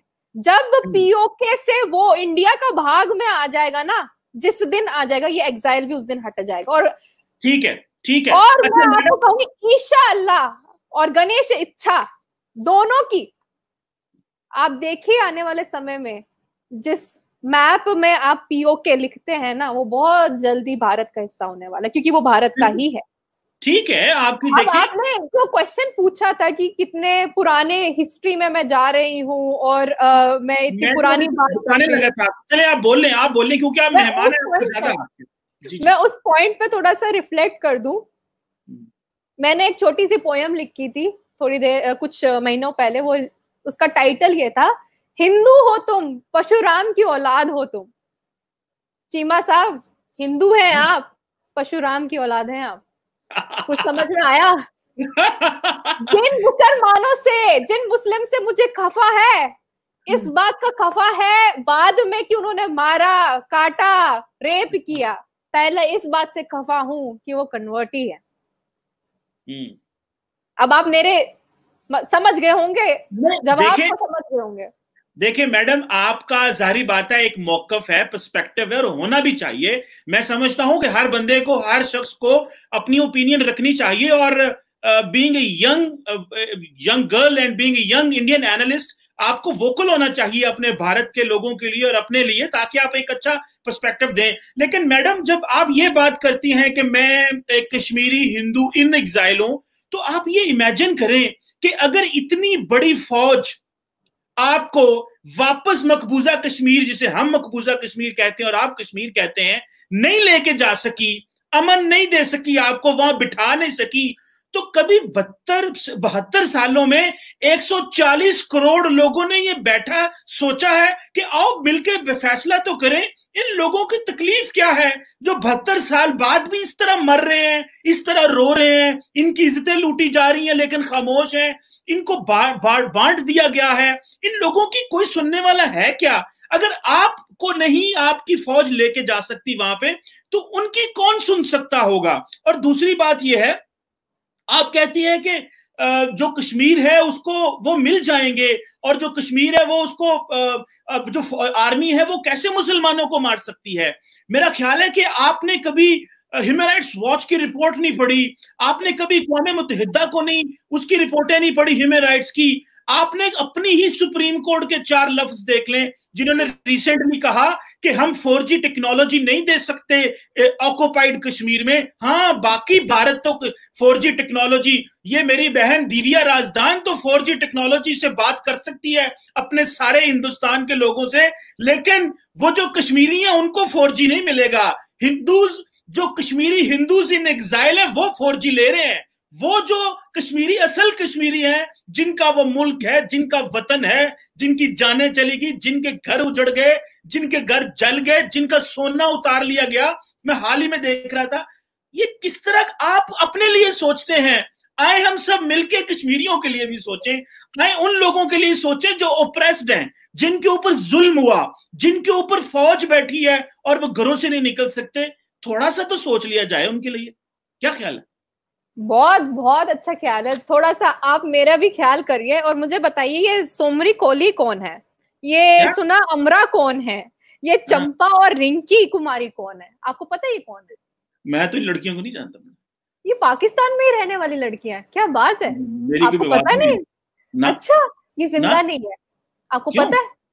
क्योंकि इनका रेप हो गया, मर्डर हो गया, कन्वर्ट ओहो। कर दिया, बहुत जुल्म ढाए इन पे, और जबरदस्ती करके पहले इनको अगवा किया गया, इनको कन्वर्ट किया गया, कलमा पढ़ाया गया, फिर इनके साथ रेप हुआ और सेक्सुअल हैरासमेंट और सेक्सुअल एक्सप्लॉयटेशन तब तक होती रही जब तक ये मर नहीं गई लड़कियां। और ये सारी लड़कियां हिंदू थी, और ये किस देश की थी? पाकिस्तान की थी। आपको तो उनका नाम भी नहीं पता। खैर, मैं अब आपको एक चीज बताती हूँ। जो आप हमारे देश में, कश्मीर में और कश्मीरी मुसलमानों की कैफियत को बताना चाह रहे हैं और बताना चाह रहे हैं कि हमारी इंडियन आर्मी तो हम इन एग्जाइल के हिंदुओं को नहीं ले जा सकी, तो वहां पे जाके जो लोगों के साथ करती है तो पता नहीं क्या ही करती होगी। आपको थोड़ा फैक्ट्स बता दूं। हमारे देश में किसी को भी परसिक्यूट नहीं किया जाता जैसे आपके देश में ना परसिक्यूट होते हैं लोग। पहली बात। दूसरी बात, कश्मीर एक ऐसी भूमि है जहां पे जो वैली है, उस वैली में सिर्फ 7% के एरिया में ही मिलिटेंसी हाई पीक पे है। बाकी सब लोग शांति से ही रहना चाहते हैं, और उन मुसलमानों को इंडियन आर्मी से कोई गुरेज नहीं है, उनको कोई दिक्कत नहीं है। वो खुशी से इंडियन आर्मी के साथ रहते हैं और इंडियन आर्मी को प्रेज करते हैं। ये वही इंडियन आर्मी है जब 2014 में कश्मीर में जब फ्लड्स आए थे, तो अपने कंधों पे, अपने हाथों पे उन कश्मीरी मुसलमानों को उठा उठा कर जान बचाई। और उन्हीं वहीं पे उसी कश्मीर में कश्मीरी मुसलमानों ने क्या किया इंडियन आर्मी के साथ? हेलीकॉप्टर पे पत्थर मारे, हेलीकॉप्टर को गिरा दिया। कश्मीरी ये इंडियन आर्मी के जवान, आप औरंगजेब का तो नाम जानते ही होंगे, वो तो हिंदू भी नहीं था, वो तो मुसलमान था। इंडियन आर्मी का जवान था, मुसलमान था, कश्मीर का हमदर्द था। क्या किया उन लोगों ने? अपने ही कश्मीरी मुसलमान भाइयों ने मिलकर उसको मार दिया। तो अच्छा। जो स्थिति कश्मीर की अभी है, अगर आप उसको सिंगुलर आइडियलिस्टिक इस्लामिक वे से देखेंगे तो आपको सिर्फ एक ही चीज दिखाई देगी। एक ही चश्मा आप लोगों ने ओढ़ रखा है कि इंडियन आर्मी जो है बर्बरता करती है कश्मीरी मुसलमानों पे, लेकिन ये सच नहीं है। कश्मीर में इंडियन आर्मी जितनी डिसिप्लिन्ड है, इंडिया की इंडियन आर्मी जितनी डिसिप्लिन्ड है, वो पूरे विश्व में आपको नहीं मिलेगा। आप देखिए, इलेक्शन करवाए कश्मीर में, एक वीडियो जारी हुआ, वायरल हुआ, आपने भी देखा होगा। इंडियन आर्मी का एक फौजी AK-47 था उसके हाथ में, लेकिन वो मार खाता रहा लोगों से। वहां पे कश्मीरी मुस्लिम उसको मारते रहे, पत्थर मारे, हाथ मारा, पैर मारा, थप्पड़ मारे, उसने कुछ नहीं किया, उसने चू तक नहीं निकाली। वो चलता गया जब तक वो सेफ जोन में नहीं पहुंच गया। ये इंडियन आर्मी है, ये एग्जाम्पल है, ये टेस्टिमनी है कि हम बर्दाश्त करना जानते हैं, लेकिन गद्दारों को मारना भी जानते हैं। जब से मोदी सरकार आई है तो हमने गद्दारों को मारना भी शुरू कर दिया है, और जो इन्फिल्ट्रेशन करता है उनको भी मारना शुरू कर दिया है। और एक और बात कहना चाहूंगी, जो हमारे मुल्क के साथ, हमारे देश के साथ, हमारे संविधान के साथ और हमारे ही देशवासियों के साथ नहीं रह सकता, उनके खिलाफ साजिश करता है, देश के खिलाफ साजिश करता है, उससे तो मरना होगा। वो जिंदा रहने के लायक नहीं है। ठीक है, चाहे फिर रिलीजन का कोई भी हो। ठीक है, जाहिर बात है, मैं समझता ये हूं कि अगर सिर्फ जो ऐसी बात है कि कोई अगर मुल्क के खिलाफ साजिश करे या मुल्क की सॉवरेनिटी के खिलाफ काम करे तो उसके खिलाफ एक्शन लेना चाहिए। लेकिन थोड़ा सा मेरा ख्याल है कि इसमें एक तो मैं आपकी वो पहला जवाब भी दे लूं, रेप विक्टिम्स, कन्वर्ट्स, वो जो आपने आपको आपने अपने फोन से देख के नाम बोले कि वो 2-3 लड़कियों के जो पाकिस्तान में हुए। देखिए, मैं समझता ये हूं कि एक होता है कि आपकी कंसर्टेड एफर्ट्स होती हैं, सिस्टेमिक कंपेन होती है, इंस्टीट्यूशनल बैकिंग होती है वायलेंस के लिए, या होता है कि आपने माइनॉरिटीज को जबरदस्ती कन्वर्ट करना है और उनको मारना है अगर वो सिस्टम में वो आपकी बात नहीं मानती है, मुसलमान करना है, वो एक और चीज है। दूसरा ये है कि इंडिविजुअल एक्ट्स होते हैं कहीं पे तो एक बंदा है, सॉरी मैं बीच में बोल रही हूँ, बोले बस आप एक बोले। चीज बोलूंगी कि ह्यूमन राइट्स के उनके नहीं है। अगर कंसल्टेड इंस्टीट्यूशनल वायलेंस हो रही है किसी पर्टिकुलर माइनॉरिटी के अगेंस्ट पाकिस्तान में, क्या उनका ह्यूमन राइट्स पे हक नहीं है? क्या उनकी आवाज नहीं है? क्या उनको रहने का अधिकार नहीं है? अगर Pakistan is Islamic Republic, that means you will not have any minority, any other religion except Islam. If that is the fact, which is the fact legally and constitutionally, then why you people are not telling them to go away from the country? Why you are not deporting them? Why you are not telling them that we'll strip off your citizenship and it is better for you to find solace or refuge in any other country? But you are not doing that. आप वो नहीं कर रहे हैं। आपकी country एक persecution कर रही है, एक टारगेटेड परसिक्यूशन कर रही है, वायलेंट एक्सट्रीमिज्म दिखा रही है, रेडिकलाइजेशन के थ्रू इंस्टीट्यूशनलाइज कर रही है उस वायलेंट एक्सट्रीमिज्म को, जहां पे जो आपके पुलिस वाले हैं, आपका जो लीगल सिस्टम है, आपका जो जमहूरियत है, वो सब मिलकर एक्सेप्ट करती है और एक्सप्लॉइट करती है और चाहती है कि जितने भी हिंदू माइनॉरिटीज में जो लोग रह रहे हैं उन्हें प्रोसिक्यूट किया जाए। क्या मैं ये झूठ कह रही हूँ? मैं बताता हूं। पहली बात तो ये कहा कि आपने कहा कि आपका सिस्टम, आपके लोग, आपके लॉ इन्फोर्समेंट, वो उनको जो है वो उनके ऊपर वो सिस्टमिक जो है वो कंपल्शन है। देखिए मैडम, पहली बात ये है कि दुनिया की किसी सोसाइटी में भी इंडिविजुअल वाकयात हो सकते हैं, हिंदू, ईसाई, क्रिश्चियन, सिख, किसी के साथ भी हो सकते हैं, पारसी, शूद्र, किसी के साथ भी कुछ भी हो सकता है। एक ये होता है। दूसरा ये होता है कि आपका कानून, आपकी जो सिस्टम है, लीगैलिटी जो है, जो अदारे हैं, क्या वो माइनॉरिटीज को दबा रहे हैं, या ये एक इंडिविजुअल एक्ट है जिसको सब कंडेम करते हैं, बजाय इसके कि आप कॉन्स्टिट्यूशनली दिल्ली से बैठ के मुसलमान माइनॉरिटी की कश्मीर में फैसला करें कि उनकी जिंदगी क्या होनी है। ये एक तौर तरीका होना चाहिए, और जिसमें आप फौज भी लगा दें कि वो फौज जो मर्जी करे, जिसके पास अनचेक्ड पावर्स हो, जिसको ना सुप्रीम कोर्ट कोई बात कर सकती हो, जिसके ना पार्लियामेंट कोई बात कर सकती हो। मेरा ख्याल है दोनों में बहुत फर्क है। एक इंडिविजुअल वाकया अगर पाकिस्तान में कहीं हुआ है तो मैं इसको कंडेम भी करता हूं और मैं समझता हूं कि उन दरिंदों को सजा मिलनी चाहिए, लेकिन मैडम उन दरिंदों को भी सजा मिलनी चाहिए जो कश्मीर के अंदर मुसलमानों को मारते हैं, जो कश्मीरी खवातीन के दुपट्टे छीनते हैं। आपने कभी हाफ विडो का कॉन्सेप्ट सुना मैडम? नहीं सुना होगा।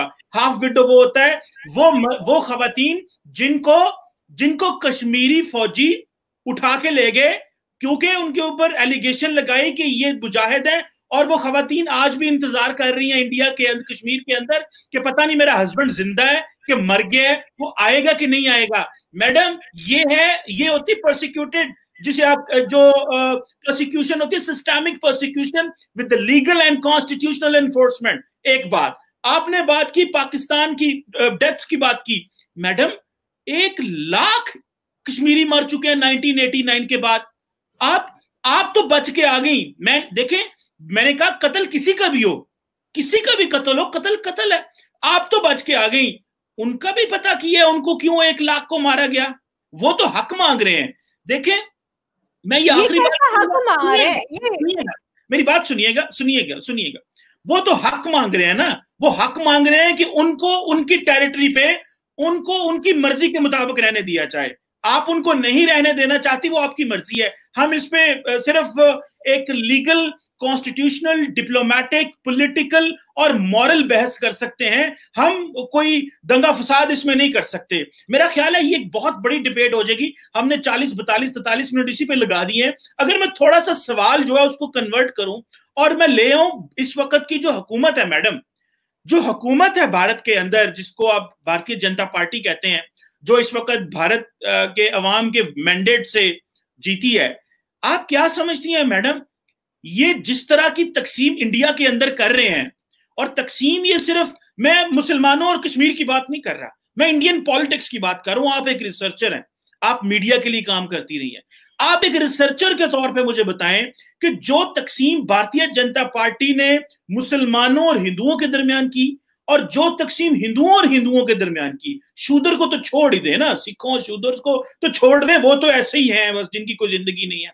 मैं कल परसों एक किसी शूदर से बात कर रहा था भारत में, वो कह रहे थे हर रोज बताया जाता है, कोई ऐसा दिन नहीं गुजरता जिस दिन हमें ये नहीं बताया जाता कि हम कौन है। वो उसका अपना एक मौकफ था, वो एक और बात है।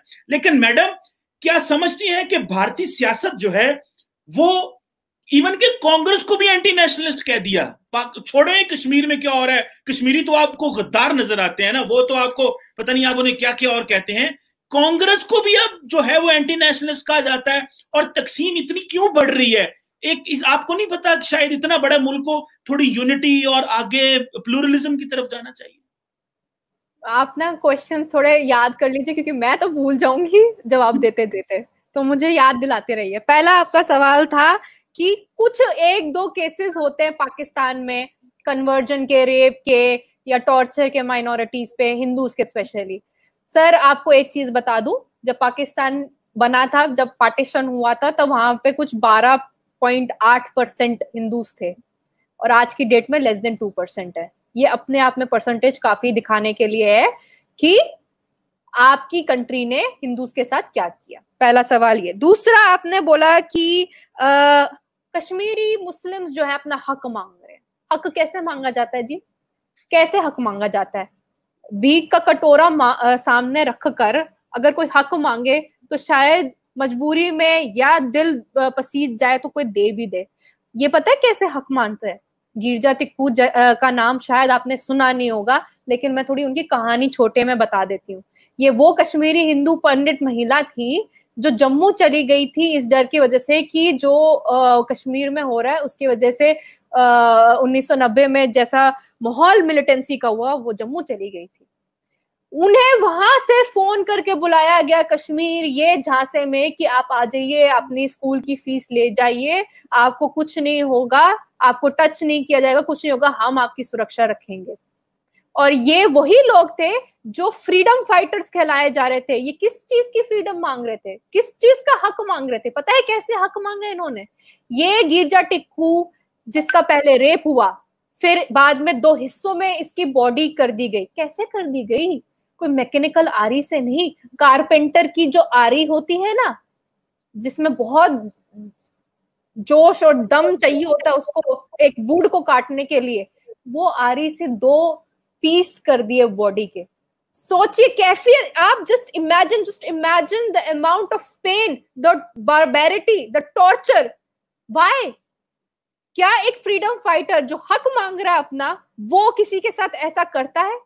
ये कैसा हक मांगना हुआ? पहली बात ये। अब आप कहते हैं करंट सिनेरियो में कि आप हक की बात करते हैं, इंडियन आर्मी के ऊपर सवाल उठाते हैं। सर मुझे एक चीज बताइए, ये कैसे लोग हैं जो इंडियन आर्मी को मारते हैं और इंडियन आर्मी बर्दाश्त करती जाती है? स्टोन पेल्टिंग ये करते हैं, लव जिहाद ये करते हैं, ये इनके पास बम, गोले और AK-47 न जाने क्या क्या इनके पास नहीं मिलता। पुलवामा अटैक करते हैं, उरी ये करते हैं, हर चीज की साजिश में ये इन्वॉल्व रहते हैं। छोटे छोटे बच्चों को बंकर के सामने रखकर उन्हें अपना वेपन बनाते हैं, औरतों को अपने सामने रख के उन्हें अपना वेपन बनाते हैं। ये कौन सी आजादी है? ये कौन सा हक मांग रहे हैं? अगर हक मांगना है, अगर हक समझते हैं, अगर फ्रीडम चाहिए और सही में फ्रीडम फाइटर्स हैं, तो भगत सिंह बनिए, चंद्रशेखर आजाद बनिए। वो क्यों नहीं बनते? मैं बताती हूँ क्यों नहीं बनते। क्योंकि सत्य के लिए जो लड़ता है वो सत्य पथ पे चलकर सत्य को हासिल करता है, अपने हक को हासिल करता है, वो अधर्म का साथ नहीं देता। और हमारी ये जो कश्मीर की स्थिति है, हमेशा से 7 हमने एक्सोडस देखे, 7 बारी हमने सिर्फ अधर्म देखा है। हो सकता है कि कोई श्राप लगा हो इस भूमि को, हो सकता है हम कश्मीरी पंडितों को श्राप लगा हो कि हम कभी वहां स्टेबिलिटी से रह नहीं पाए, लेकिन असली श्राप उन कश्मीरी मुस्लिम्स को लगा है जो ये सोचते हैं कि वो बंदूक के दम पर कश्मीर को अपने लिए ले लेंगे। जिस दिन कश्मीर भारत से अलग हुआ, पाकिस्तान को नहीं मिलेगा, चाइना ले लेगा। मुझे आप कश्मीर चाइना को दे रही है, मुझे ये है कि थोड़ा इंडिया ही ना चाइना की तरफ चले जाए। आप जो है ना वो आपको मैं ये बता दूं, कश्मीर तो दूर की बात है, पाकिस्तान भी भारत में आ जाएगा और जिस पंजाब क्षेत्र से आप हैं वो भी आ जाएगा आने वाले समय में। और जो चाइना अभी कोरोना वायरस के दम खम पे उछल रहा था कि सोचेगा कि वो अपनी साजिशें रचेगा, उसको पता नहीं है तिब्बत भी उसके हाथ से जाने वाला है। जी, तो मैं आपको ये बता दूं कि जियोपॉलिटिक्स काफी बदलने वाली आने वाले समय में। थोड़ी सी प्रिडिक्शन आपके शो पे कर रही हूँ, फेमस हो जाएगा जब मेरी प्रिडिक्शन सच्ची हो जाएंगी तो शेयर कर दीजिएगा। नहीं, बिल्कुल ठीक है। मैंने तो इसीलिए कहा है कि जो यंग भारतीय हैं उनको बोलना चाहिए, उनकी आवाज आनी चाहिए। लेकिन मैडम एक बात बताएं, आप स्टोन पेल्टिंग की बात करती हैं, आप लव जिहाद की बात करती हैं। मैंने लास्ट टाइम वैसे ह्यूमन राइट्स वॉच की रिपोर्ट 2018 या 19 की पढ़ी थी, तो उसमें तो लव जिहाद ये था कि जो हिंदू हैं वो जो है वो कश्मीरी खवातीन से शादी करना पसंद करते हैं। और मेरा ख्याल है कि इंडिया के अंदर तो कश्मीर में यही, कश्मीर के बारे यही समझा जाता है कि वहां पे, मैं आपका एक मिनिस्टर ही है, सियासतदान साहब है, पता नहीं कौन है, उनके बारे में सुन रहा था, भैया अब 370 खत्म हो गया, 35A लग गए, अब तो जाओ गोरी लड़कियों से शादी करो, अब तो आपकी जिंदगी चांदी हो गई। अब तो अगर इंडिया ये समझता है कि हमने कश्मीर को ये, क्योंकि वहां पे जो लड़कियां हैं उनके रंग सफेद हैं, तो शायद इंडियंस को वहां जाके शादी कर लेनी चाहिए, डोमिसाइल मिल जाएगा वहां पे। और मैडम आपने कहा कि ह्यूमन राइट, आप शील्ड इस्तेमाल करती हैं। मैडम आपको मेजर गोगोई भूल गए, जिनको आपकी हुकूमत ने सजा दी, आपकी फौज ने सजा दी, और स्टोन पेल्टिंग की बात करती है मैडम। तो ये एग्जाम्पल हो गया ना कि सबके साथ एक नियम के हिसाब से चला जाता है कश्मीर में। आप अपनी ही बात काट रहे हैं। मेजर गोगोई को अवार्ड भी मिला उनके अच्छे काम के लिए, और अगर कहीं उन्होंने गलती की है जो उनके कोर्ट मार्शल में प्रूव भी हुआ है, तो ये कॉन्स्टिट्यूशन ऐसा है, हमारे भारत में इंस्टीट्यूशन ऐसा है कि वो किसी से बायस नहीं है, उन्हें सजा भी मिली। अब मैं आपकी बात बीच में टोक कर सिर्फ इतना कहना चाहूंगी, आप हमारे देश के एक मिनिस्टर के बारे में कह रहे हैं, मैं इमरान खान के बारे में कुछ बोल सकती हूँ? कहीं आपका चैनल स्पॉन्सर सेंसर तो नहीं हो जाएगा उसके बाद? नहीं, बोले आपको आजादी। तो इमरान खान क्रिकेट मैच के चलते हुए भारत में कभी आए थे, भारत में जो आए थे, तो एक जर्नलिस्ट ने उनसे पूछा था कि कैसा लगा भारत आपको, कैसा रहा मैच आपका? तो कहते हैं मैच तो चलते रहते हैं, हार जीत तो चलती रहती है, हमें तो भैया कुरान के हिसाब से ये बताया गया है, हमारे मुल्ले ने ये बताया है कि जो भारत की जो स्त्रियां हैं वो उनके ऐश के लिए बनी हैं, इसीलिए भारत में जाएं, उनका इस्तेमाल करें, और उन्होंने ऐश नहीं किए भारत की स्त्रियों से, तो उन्हें जन्नत नहीं मिलेगी। ये इमरान खान के शब्द हैं। तो आप हमारे मिनिस्टर के ऊपर उंगली उठाने से पहले अपने प्राइम मिनिस्टर से पूछ लें कि उन्होंने क्या कहा था। मैं अगर झूठ कह रही हूँ तो गूगल पे टाइप कर दीजिए।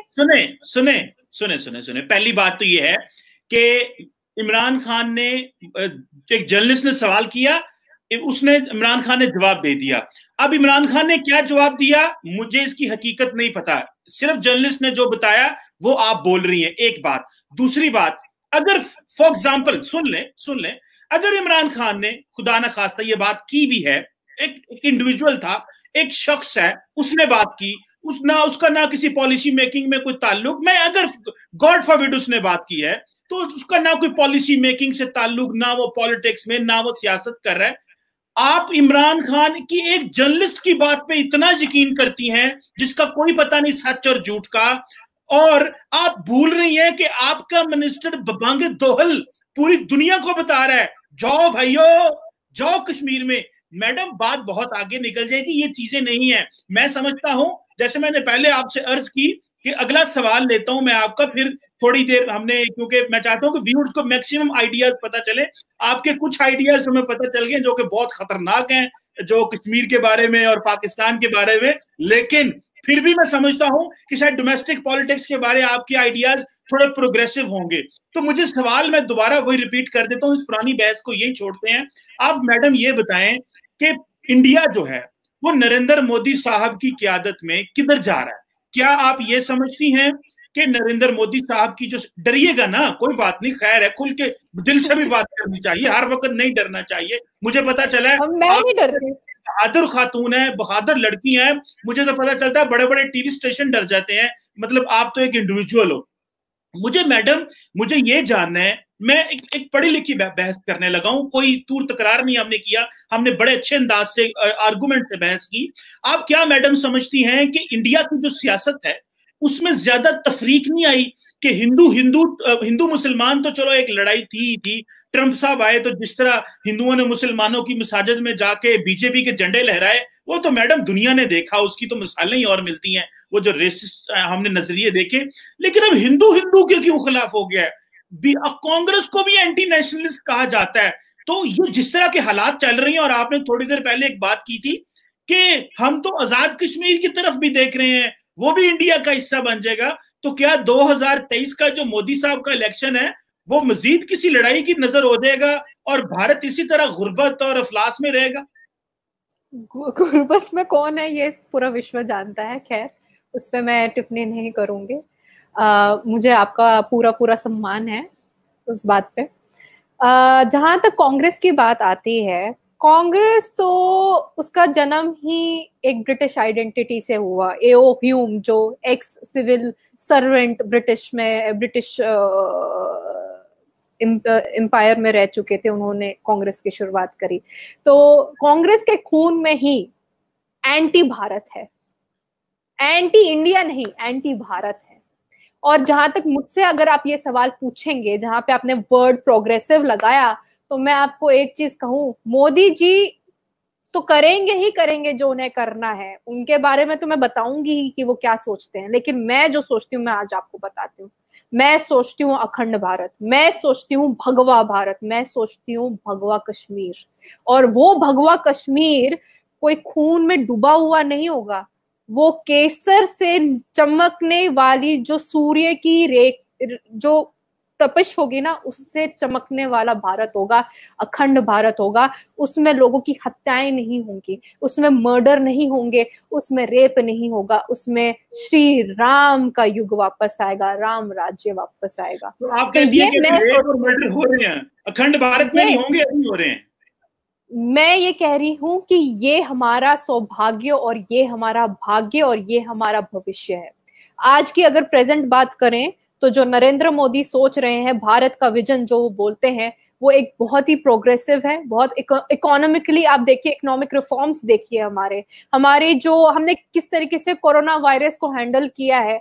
आप देखिए कंट्रीज जो अमेरिका है, जो इटली है, जो ऑस्ट्रेलिया है, इतनी बड़ी बड़ी कंट्रीज जो हैं वो उसे सस्टेन नहीं कर पा रहे, लेकिन इंडिया बहुत अच्छे से इसका रिस्पांस दिया है। और आने वाले समय में हमारे देश में इतनी हाहाकार नहीं मचेगी और ना ही मची है जैसे पूरे विश्व में मची है।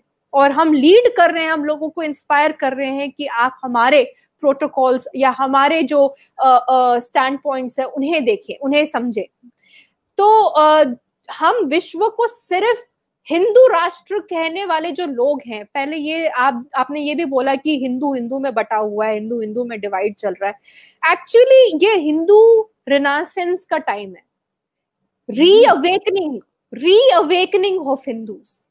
और जब भी अवेकनिंग होती है किसी चीज की, कंस्ट्रक्शन होती है किसी चीज की, या एक रीडिस्कवरी होती है किसी चीज की, तो थोड़ा बहुत मेस होता है, थोड़ा बहुत जो पुराने धकियानुसी चीजें होती हैं या जो चीजें होती हैं जिन्होंने हमें कैप्चर कर रखा होता है, इम्प्रिजन किया होता है, जो एक हमें सोचने पे, वाइडर सोचने में हमें रोकते हैं, तो उन चीजों को तोड़ने में समय लगता है। तो काफी ऐसे लोग हैं हमारे भारत में जो उस स्टेज से निकल रहे हैं, उस ट्रांजिशन पीरियड से निकल रहे हैं, उस ट्रांजिशन पीरियड में है। तो आप जिन्हें हिंदू का डिवाइड देख रहे हैं, मैं उसको एक हिंदू रिनासेंस का पीरियड देख रही हूँ, जहां पर हिंदू अवेकनिंग हो रही है, एक इंटेलेक्चुअल, एक विजडम हमारी कंट्री में क्रिएट हो रही है, जहां पे सिर्फ सौहार्द के बारे में बात नहीं हो रही है, जहां पे पूरे विश्व में भारत को जगत गुरु बनाने की चेष्टा हो रही है। वो चेष्टा इस्लामिक स्टेट ऑफ सीरिया और इराक की तरीके से नहीं हो रही है, बल्कि लोगों के अंदर चैतन्य हो रहा है, स्वच्छता का, आध्यात्म का और सत्य का, धर्म का, अधर्म का नहीं। अच्छा मैडम, ये बड़ा वैसे आपने थोड़ी बड़ी एलैबोरेट किया है इस अपने पर्सपेक्टिव को, और मुझे थोड़ी क्लैरिटी भी हुई है इसमें। ये जो हिंदू रेनेसेंस की आप बात कर रही हैं, ये आप मुझे ये बताएं, पहली बात तो ये है कि हिंदू रेनेसेंस की आप एक इंडिया को नई आइडेंटिटी देने चाह रहे हैं, और जब आपने कहा कि एक नई आइडेंटिटी दी जाए तो समटाइम्स इश्यू हो जाते हैं, लोगों को एक्सेप्ट नहीं होता, तो वो तो एक चीज है। वैसे आपकी नजर में, और मेरे व्यूअर्स के लिए, पाकिस्तान में भी आप बहुत सारे लोगों को यहां समझ नहीं है, आप अखंड भारत किसे कहते हैं? अखंड भारत ज्योग्राफिकल लोकेशन में बाद में आए या ना आए वो नहीं है। अखंड भारत ये एक चैतन्य है, आत्मा का चैतन्य है, जो पूरे विश्व में जहां पे भी कोई भी होगा, वो अमेरिकन सिटीजन हो सकता है, इटालियन हो सकता है, पाकिस्तानी हो सकता है, ऑस्ट्रेलियन हो सकता है, लेकिन अखंड भारत उसके हृदय में हो सकता है। ये अखंड भारत का मतलब ये है कि आपके अंदर ऐसा चैतन्य हो, ऐसा इंट्रोस्पेक्शन हो, ऐसी डिस्कवरी हो आपके आत्मा के बारे में, आपके एग्जिस्टेंस के बारे में, जो आपको बताए कि भारत क्या है। और अखंड भारत में आपको बताऊं तो ये है कि भारत का मतलब क्या होता है। मुझे तो पता नहीं पाकिस्तान सचमुच में पाक है या नहीं, लेकिन मुझे भारत का मतलब पता है। भारत वो देश है जिसमें जो वो ऐसा रथ है जो भा में चलता है, जो लाइट में चलता है, जो लाइट में चलने वाला रथ हो, जो हमेशा धर्म पे प्रकाश में विद्यमान हो, उसे भारत कहते हैं। भारत का मतलब ये होता है। और अखंड भारत का मतलब यह है कि पूरे विश्व को हम एक साथ जोड़ेंगे और प्रकाश में ले जाएंगे, सत्य पे ले जाएंगे, चाहे नेशनलिटी किसी भी की हो। इसलिए इसको मैं ज्योग्राफिकल आइडेंटिटी से नहीं कनेक्ट करती। अखंड भारत एक्सपेंशनिस्ट भारत से बहुत अलग है। हम एक्सपेंशनिस्ट भारत कभी भी बन सकते हैं। हमारा आज बस चले तो पाकिस्तान ले लें, हमारा आज बस चले तो हम चले जाएं, एक्सपेंशनिस्ट पॉलिसी को इख्तियार कर लें, लेकिन हम एक्सपेंशनिस्ट पॉलिसी नहीं रखते। हम अखंड भारत की फिलॉसफी में बिलीव करते हैं, और वो ये है कि हमें लोगों के हृदयों को रूपांतरित करना है, हमें लोगों के दिलों को बदलना है, ना कि उनकी नेशनैलिटी को। ये है अखंड भारत। अच्छा, यानी कि आप जो है वो कहती हैं कि जो रिविजनिस्ट पॉलिसी है बीजेपी की, वो बेसिकली नजरियात को बदलना है और हिंदू रेनेसेंस है, और आप चाहती हैं, समझती हैं कि जो फिजिकल प्रेजेंस है, ये जो फिजिकल ऑक्यूपेशन है, वो नहीं होना चाहिए, बल्कि एक नजरियाती तौर पे लोगों को अपने साथ लगाना चाहिए। मैडम, अगर जो ये नजरियाती तौर पे आप लोगों को साथ लगाना चाहते हैं, इससे तो आपकी भारत की अपनी ईंट से ईंट बज रही है, एक किसी दूसरे से नहीं मिल रहा। दलित सलैदा हो रहे हैं, सिखों को आप आज भी खालिस्तान की जो है मूवमेंट का नाम दे के उन बेचारों को आपने सेकंड ग्रेड सिटीजन बनाया है। मुसलमानों को तो छोड़ ही देना। खालिस्तान का बीच तो आप लोगों ने डाल रखा है, हम पे क्यों मर रहे हो? सुने नहीं, वो मैडम, हमने तो करतारपुर साहब कॉरिडोर शुरू किया था ताकि people to people contact improve हो, लेकिन उसको आपने लिंक कर दिया खालिस्तान से। बेचारे, मुझे तो सिखों पे थोड़ी तकलीफ होती है कि बीजेपी तो उनके सिर्फ वोट लेना उनको पसंद करती है, उनको फिर भी गद्दार और इस तरह की चीजें तो वो लगते हैं रहती हैं। वो तो चलो एक और चीज हो गई, लेकिन एक और एज ए यंग रिसर्चर और यंग एक पॉलिटिकल एनालिस्ट, मैडम, ये चीन वाले मामले में ये भारत इतना डोसाइल क्यों हो गया, क्यों इतना दब गया? वो जो भारत, वो हम सुनते थे कि नरेंद्र मोदी साहब कहते थे मेरी 56 इंच की छाती है, मैं ये कर दूंगा, उधर जाके वो 26 इंच की रह गई इंडिया के चाइना के मामले में। तो ये डबल स्टैंडर्ड क्यों है? एक तरफ तो बड़े नारे एलओसी पे, मैं ये कर दूंगा, वो कर दूंगा, आग लगा देंगे, इंडिया मीडिया चढ़ दौड़ाई करता है। जब चीन की बात आई तो वो कहते हैं कोई नहीं, खैर है, भाई है, 4-5 हजार किलोमीटर 4-5 किलोमीटर अंदर आ गए हैं, 4-5 हजार फौजी हैं, खैर है, हमारी सॉवरेनिटी की वॉयलेशन होगी, कोई मसला नहीं, छोटी मोटी चीजें होती रहती हैं। इधर से तो आप बड़ी करती, ये क्यों इतने दो चेहरे क्यों है भारत के? ये कभी बीजेपी या भारतीयों से पूछा? मुझे इतनी हंसी आ रही है, मैंने बहुत कंट्रोल कर रखा है अभी। ये आप पूछ रहे हैं मुझसे? क्यों, मैंने गलत सवाल किया? मैंने पाकिस्तान तो चाइना के हाथ बिक रखा है। यहाँ पे ओके। आपके लोग कुरान नहीं पढ़ रहे, अरेबिक नहीं पढ़ रहे, चाइनीज पढ़ रहे हैं। यहाँ के आपके लोग चाइनीज आप अगर ग्वादर पोर्ट पे देखें, मुझे नहीं पता, लेकिन कभी इनवाइट कीजिएगा ग्वादर पोर्ट पे। बस इतना कीजिएगा कि कभी हमें रॉ के एजेंट बना के पकड़ा हुआ मत दीजिएगा, क्योंकि हम हैं नहीं।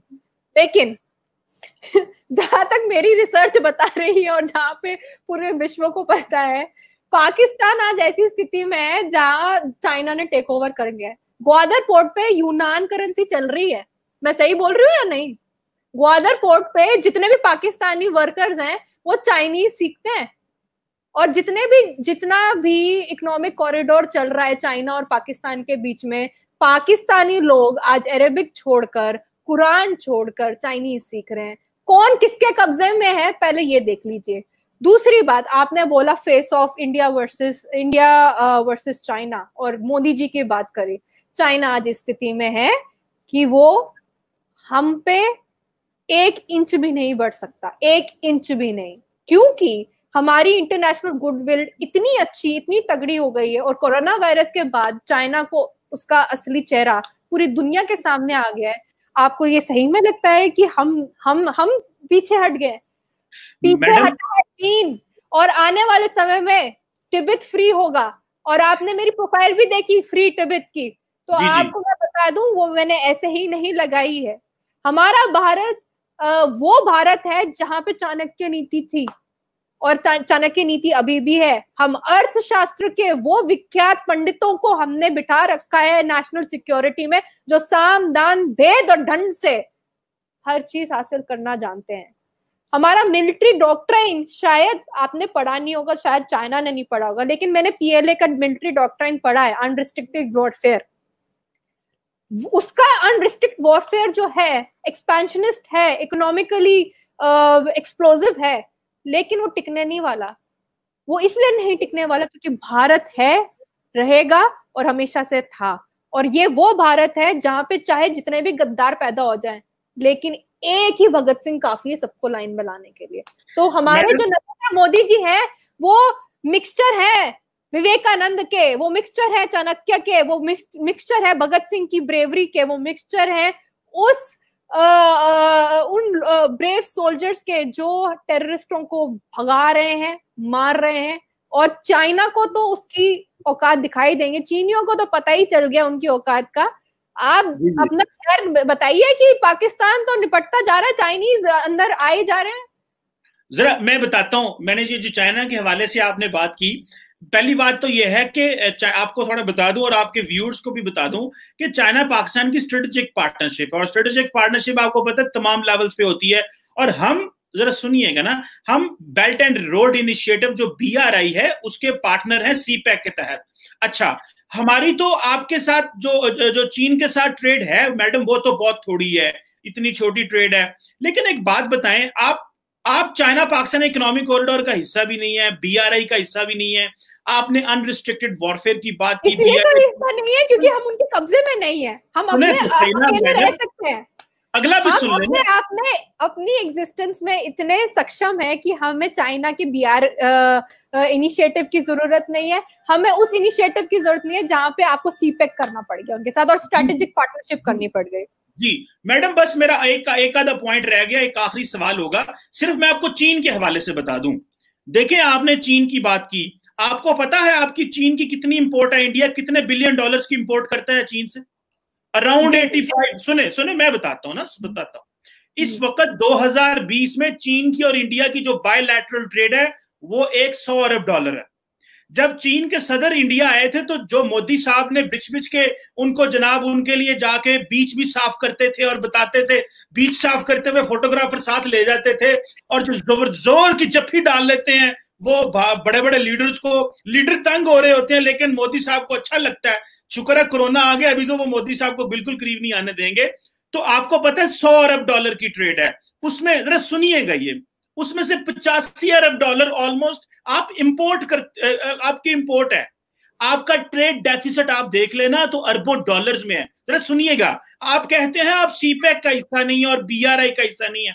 मैडम, अगर आज चीन से आप इंपोर्ट करना बंद कर दें तो आपके इंडिया में चूल्हे बंद हो जाएं। ये जो इंडियन फौज ने इनग्रेस किया है, आपके मुल्क में घुस आई है और आप बोल भी नहीं सके, आपके जनरल शोर मचा रहे, कह रहे हैं ओ मोदी साहब कुछ करो, और मोदी साहब हम होते तो हम ये कर देते। मोदी साहब खामोश बैठे हुए हैं क्योंकि मोदी साहब को पता है भाई 100 अरब डॉलर की ट्रेड है, हालात खराब हुए, थोड़ी बहुत जमीन है वहां पे, चाइना ले भी लेगा तो क्या मुझे फर्क पड़ता है।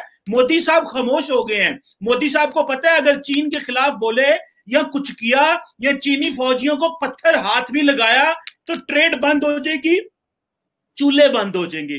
चूल्हे बंद होगी तो गुर्बत आएगी, गुर्बत आएगी तो गली गली शोर मचेगा और मोदी साहब के खिलाफ नाराबाजी होगी और इकोनॉमी का तो भट्ठा बैठ जाएगा। सो चीन से लड़े जरूर आप, लेकिन एक चीज ध्यान में रख लें, आपके घरों के चूल्हे चीन की इंपोर्ट की चीजों से चलते हैं, फिर जो आपकी फैक्ट्री रॉ मटेरियल करती है उससे कारोबार चलता है। चीन को दोबारा जब बात करें ना, नारे आप बहुत बड़े मारते हैं, हाय चीन को ये कर देंगे वो कर देंगे, लीडरशिप नहीं बोल सकती बेचारे मोदी साहब। और बल्कि आखिरी बात मैडम, आखिरी बात, आपके जो डिफेंस मिनिस्टर है राजनाथ सिंह, वो मान गए हैं।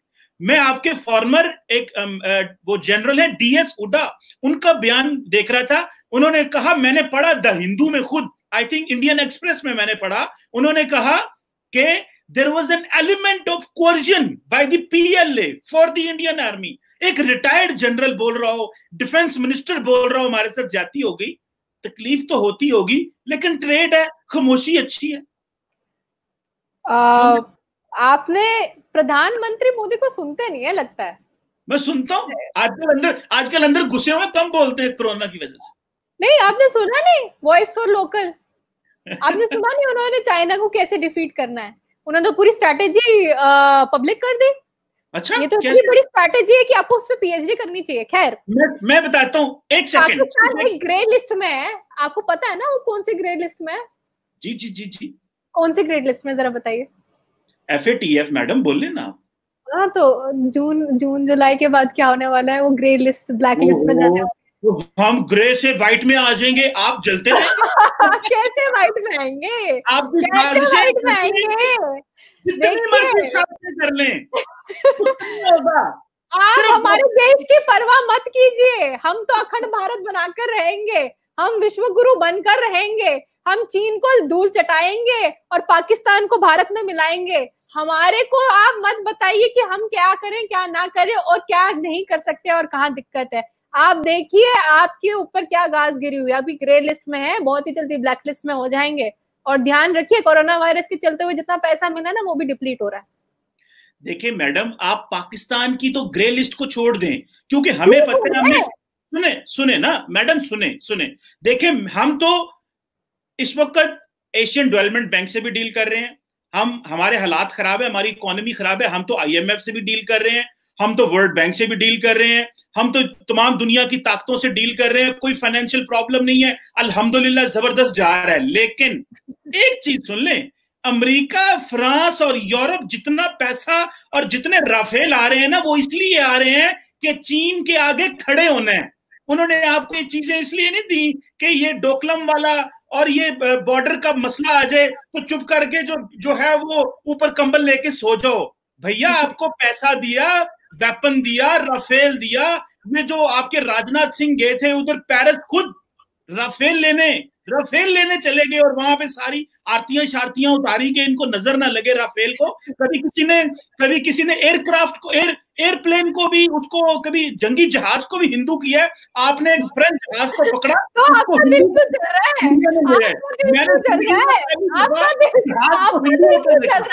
आपका दिल क्यों चल रहा है? आपका अखंड भारत, आपने अखंड भारत मैडम, आपने अखंड भारत, अरे हम अपनी स्ट्रैटेजी पे भी चल रहे हैं, हम तो अभिनंदन की स्ट्रैटेजी पे चल रहे हैं, अभिनंदन कर रहे हैं हम हर किसी क्षेत्र में जाके अभिनंदन कर रहे हैं अपने विश्व गुरु होने का। मैडम ये इतनी जबरदस्त और इंटरेस्टिंग डिस्कशन है कि व्यूअर्स के बड़े कमेंट्स आ रहे हैं डेफिनेटली, और वो आपकी एक यंग इंडियन जो कि रिसर्च करती हैं और रिसर्च बेस्ड बातें करती हैं, वो हिंदू रेनेसेंस पे यकीन रखती हैं, अखंड भारत पे यकीन रखती हैं, और अपने जो जो कश्मीर में हिंदुओं का एक्सोडस हुआ था उसके बारे में बात करती हैं, और जो कश्मीरी वहां पे हैं उनकी बात नहीं करती। एक मैं पर्सपेक्टिव लेना चाहता था कि एक यंग इंडियन क्या सोचता है, और स्पेशली अ गर्ल, जो कि हम समझते हैं कि गर्ल्स है वो फ्यूचर है, क्योंकि women empowerment is necessary for the remaining. जो हमने यहाँ पे एक पेट्रियार्कल सोसाइटी है हमारे इस खित्ते में, वुमेन एम्पावरमेंट जरूरी है, लेकिन मैडम आपको थोड़े अपने थॉट्स जो हैं वो प्रोग्रेसिव रखने पड़ेंगे। इस तरह जो अखंड भारत और ऐसे ही कर देंगे और उड़ा देंगे, मार देंगे, जहाज इधर ले जाएंगे उधर ले जाएंगे, थोड़ा सा जिहाद छोड़ दीजिए, आप जिहाद छोड़ दीजिए, मैं प्रोग्रेसिव थिंकिंग शुरू कर दूंगी। देखें, जिहाद सिर्फ और सिर्फ रियासत कर सकती है जब तो आप मानते हैं कि आपकी रियासत जो है वो जिहाद करती है? बोल दीजिए, आज तो बोल ही दिया आपने तो मान लिया अपने शो पे। क्या बात है, आपकी सत्यनिष्ठा को थोड़ा अपलॉड करने का मन कर रहा है। बहुत बहुत खुशी हुई मुझे कि आपने सच बोल दिया। मैडम देखें, जो जिहाद है ना, जिहाद वो रियासत करती है। जब पाकिस्तान का वजीर आजम और पाकिस्तान की कैबिनेट कमेटी में नेशनल सिक्योरिटी फैसला करेगी तो जिहाद करेंगे, और उसकी आवाजें दिल्ली, मुंबई और कलकत्ता तक जाएंगी, और पता चलेगा कि जिहाद हो रहा है। जिहाद करेंगे मैडम, अभी शुरू नहीं किया, अभी टाइम आएगा, अभी शुरू नहीं किया। मतलब आप अपनी फ्यूचर स्ट्रेटेजी ISI की और DGISPR की खोल चुके हैं बेचारे। सिर्फ उतनी मुश्किल से स्ट्रेटेजी बनाते हैं इंडियन मूवीज देखकर, और आपने स्ट्रेटेजी खोल दी। ये क्या कर दिया आपने? टॉप सीक्रेट को ओपन सीक्रेट कर दिया। बहुत गलत किया, पाकिस्तान को नुकसान हो गया। आई विश के आप थोड़ी अपनी इंडियन मूवी की स्ट्रेटेजी बदलें और लोगों को थोड़ा और मौका दें। लेकिन मैडम मैं आपको बता दूं, यकीन करके माने, हम भारत के साथ समेत दुनिया के हर मुल्क से बात करना चाहते हैं। हम समझते हैं कि इकोनॉमिक कोऑपरेशन होना चाहिए, ये फिसाद, दंगे, लड़ाइयां बंद होनी चाहिए। और मैं आपसे भी रिक्वेस्ट करूंगा कि आप एक ओपिनियन मेकर है इंडिया के अंदर, आपको भी कोशिश करनी चाहिए कि जितनी अमन की बात हो सके, दोनों मुल्कों को मिलने की बात हो सके। मैडम आपने कल को फैसला साजी में आना है, हो सकता है आप IAS इंडियन अमन की बातें नहीं हो सकती। पाकिस्तान के साथ अब अमन की बातें नहीं हो सकती। माहौल ऐसा है कि देश के हर दिल में एक आग लगी हुई है कि जिस पाकिस्तान ने पुलवामा अटैक किया, जिस पाकिस्तान ने उरी किया, जिस पाकिस्तान ने हमारे देशवासियों को गिन गिन के, चुन चुन के मारा, बार बार मारा, इतने मौके दिए। अटल बिहारी वाजपेयी गए तो उसके बाद कारगिल कर दिया, नरेंद्र मोदी गए तो उसके बाद उरी कर दिया, धोखे पे धोखा, बैक स्टैबिंग करी आपने। तो अब बर्दाश्त से बाहर है जनाब, अब बर्दाश्त से बाहर है।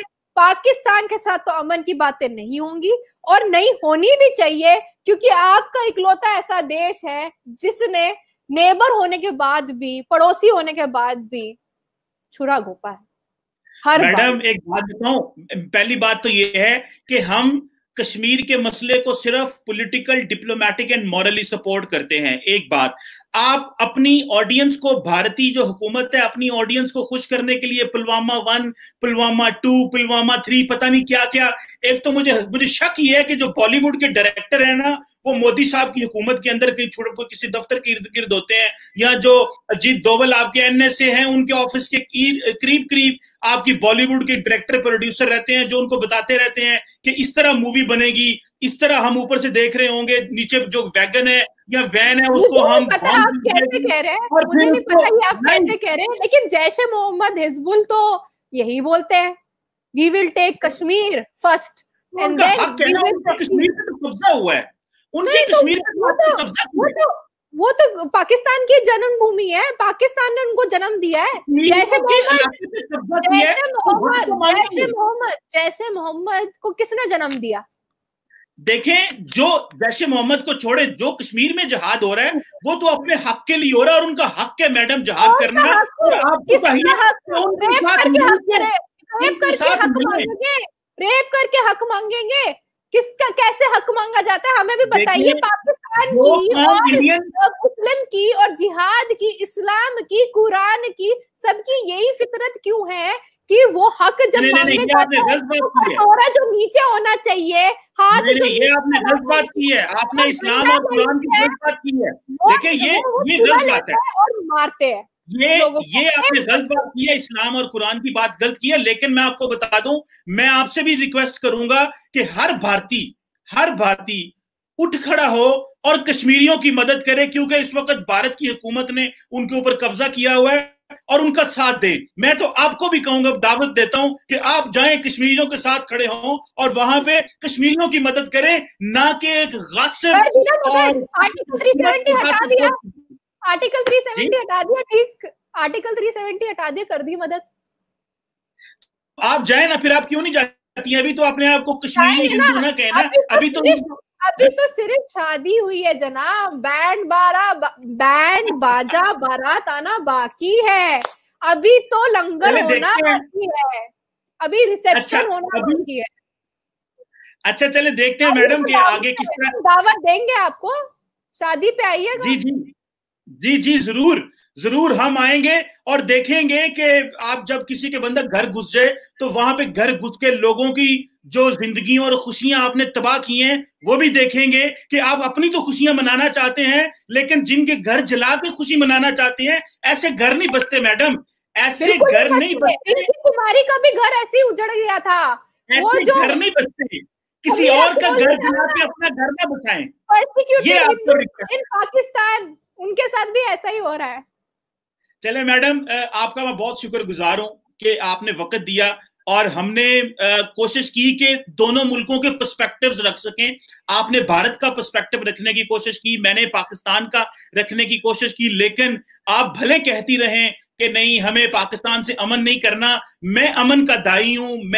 मैं चाहता हूं कि प्रोग्रेसिव थॉट्स आए और हम आगे की तरफ जाएं, ना कि ये सारा टाइम हम इन चीजों में पड़े रहें। और उम्मीद करता हूं कि एक वक्त आएगा कि दिव्या राजदान जो है वो भी एक सफेद परचम लेके कश्मीर में घुसेगी और अपने बहन भाइयों को कश्मीर में कहेगी मैं चले, जो भी आपका जो भी मजहब के हिसाब से कहेंगी, और कहेंगी कि भाई मैं आ गई हूं, हम इकट्ठे हैं और आए मिलके रहें। काश के आप इस तरह करें, सफेद झंडा लेके जाएं, इंशाल्लाह आपको कश्मीरी जो है वेलकम करेंगे और आपको अपने एक इज्जत देंगे, और ताकि एक अच्छा वक्त गुजर सके। इसी के साथ मैं मैडम दिव्या राजदान जो कि रिसर्चर हैं और जो इस वक्त भारत का मैं समझता हूँ फेस हैं, और लेकिन थोड़ी एग्रेसिव है अभी थोड़ा उनको वो जो उनका जो कैसे बोलते हैं कि टेम्परेचर उन्होंने अपना हाई रखा हुआ है, क्योंकि यूथ का नॉर्मली टेम्परेचर हाई होता है, और अपने आप को कश्मीरी हिंदू कहती हैं और रेडिकलाइजेशन और वेपन्स ऑफ मैस डिस्ट्रक्शन की रिसर्च के हवाले से लिखती रहती हैं, सोशल एक्टिविस्ट हैं। बहुत शुक्रिया मैडम, इंशाल्लाह फिर आपसे कभी बात होगी, और थैंक यू वेरी मच। आपका बहुत बहुत धन्यवाद। जय हिंद। अस्सलाम वालेकुम।